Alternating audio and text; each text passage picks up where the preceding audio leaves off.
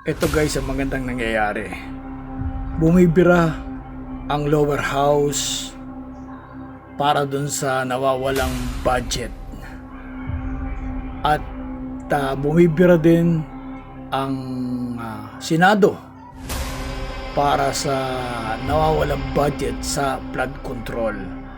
Ang maganda rito, yung talagang may at mapagkakatiwala ang congressman ang nagsasalita, maganda ang impact nito. Dahil sa bandang huli, ang makikinabang nito ay ang bayan. Panalo ang mga Pilipino. Bakit kanyo?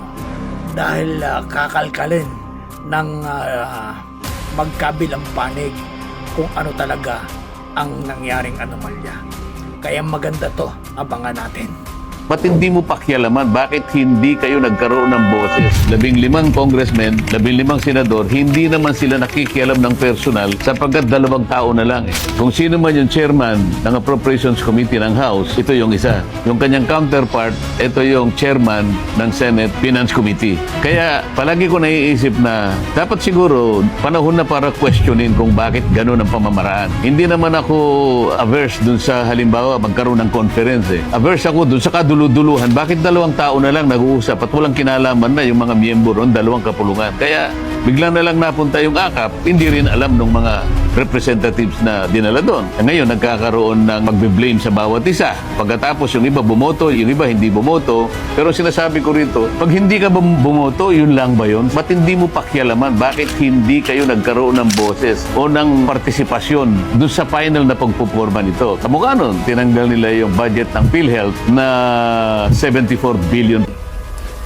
Paano nangyari yun? Sino talaga ang nagtanggal? Paano natanggal yung PhilHealth budget? Kasi alam ko hindi dito sa House of Representatives yun. Dahil ang pinadala namin sa kanila, buo pa yun. Sino yung bumawas sa Department of Education budget, sa DepEd?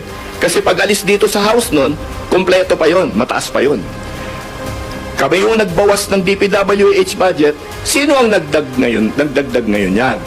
Alam ko hindi nadagdag yan dito dahil pagdating dun sa Senado, bawas yun. Okay? Bukod doon, aalamin na rin natin siguro.